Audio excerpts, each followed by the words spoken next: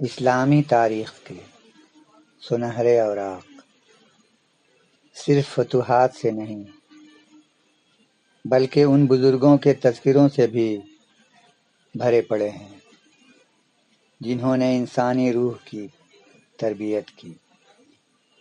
9ویں صدی کا بغداد، جہاں علم کی ندیاں بہتی تھیں، وہیں ایک ایسی شخصیت بھی موجود تھی جنہیں صوفیاؤں کا سردار کہا جاتا تھا، یعنی حضرت جنید بغدادی رحمۃ اللہ علیہ۔ حضرت جنید بغدادی رحمۃ اللہ علیہ کے ہزاروں شاگرد تھے، لیکن ان کے دل میں ایک ایسی تڑپ تھی جو انہیں بے چین رکھتی تھی۔ وہ چاہتے تھے کہ زندگی کی ان حقیقتوں کو پالیں جو عام نظروں سے اوجھل ہیں۔ ایک دن انہیں پتہ چلا کہ شہر سے دور ایک درویش رہتا ہے جسے دنیا بہلول دانا کہتی ہے۔ لوگ اسے دیوانہ سمجھتے تھے، مگر جنید بغدادی رحمۃ اللہ علیہ جانتے تھے کہ اس دیوانگی میں دانائی کے وہ موتی چھپے ہیں جو کسی درسگاہ میں نہیں ملتے۔ حضرت جنید بغدادی رحمۃ اللہ علیہ نکل پڑے بہلول دانا کی تلاش میں۔ تپتا سورج اور صحرا کی خاموشی، آخرکار انہوں نے دیکھ ہی لیا کہ ایک شخص ریت پر بیٹھا کچھ لکیریں کھینچ رہا ہے۔ یہی بہلول تھے۔ جنید بغدادی رحمۃ اللہ علیہ قریب پہنچے اور بڑے ادب سے سلام کیا۔ بہلول نے سر اٹھائے بغیر جواب دیا اور پوچھا، کون ہو تم؟ حضرت جنید بغدادی رحمۃ اللہ علیہ نے عرض کیا، میں جنید بغدادی ہوں۔ بہلول مسکرائے اور بولے، وہی جنید جو لوگوں کو دین کی باتیں سکھاتا ہے؟ کیا تمہیں زندگی کے آداب معلوم ہیں؟ بہلول دانا نے پوچھا، جنید، کیا تم جانتے ہو کھانا کیسے کھایا جاتا ہے؟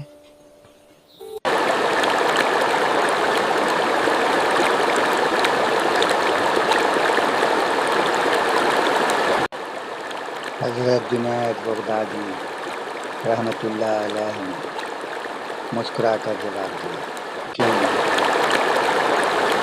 بسم اللہ کرتا ہوں، دائیں ہاتھ سے کھاتا ہوں، اپنے سامنے سے لقمہ لیتا ہوں اور خوب چبا کر کھاتا ہوں۔ یہ سن کر بہلول نے ایک لمبی آہ بھری اور کہا، افسوس، تم تو ابھی کھانا بھی نہیں جانتے۔ یہ کہہ کر بہلول اٹھ کھڑے ہوئے اور آگے چل دیے۔ حضرت جنید بغدادی رحمۃ اللہ علیہ پیچھے پیچھے گئے۔ بہلول رکے اور پوچھا، اچھا یہ بتاؤ، بولنے کے کیا آداب ہیں؟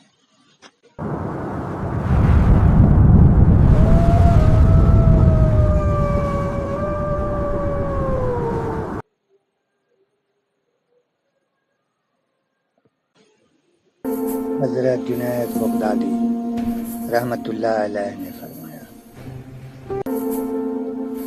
میں ضرورت کے مطابق ہی بولتا ہوں، آواز دھیمی رکھتا ہوں، جھوٹ اور غیبت سے پرہیز کرتا ہوں۔ یہ سن کر بہلول نے پھر افسوس سے سر ہلایا اور کہا، جنید تمہیں تو بولنا بھی نہیں آتا۔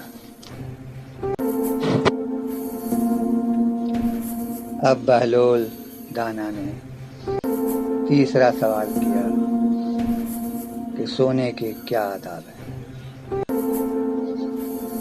حضرت جنید رحمت اللہ علیہ جو شرعی آداب تھے وہ بیان کی۔ بہلول دانا تڑپ اٹھے اور بولے، اے جنید، یہ سب تو وہ باتیں ہیں جو دنیا دیکھتی ہے، اصل حقیقت سنو۔ کھانے کا اصل ادب یہ ہے کہ لقمہ حلال ہو، چاہے تم بسم اللہ پڑھو یا نہ پڑھو، حرام لقمہ تمہیں اللہ کے لیے۔ بولنے کا اصل ادب یہ ہے کہ تمہارا دل پاک ہو۔ اگر دل میں کینہ ہے تو تمہاری میٹھی باتیں بھی زہر ہیں۔ اور سونے کا ادب یہ ہے کہ تمہارے دل میں دنیا کی محبت نہ ہو اور تم اللہ کی یاد میں فنا ہو کر حضرت رحمت اللہ علیہ کی آنکھوں میں آنسو آ گئے۔ انہوں نے سمجھ لیا کہ علم صرف معلومات کا نام نہیں بلکہ دل کی صفائی کا نام ہے۔ ہماری زندگی بھی تبھی کامیاب ہوگی جب ہم اپنے ظاہر کے ساتھ ساتھ اپنے باطن کو بھی سنواریں گے۔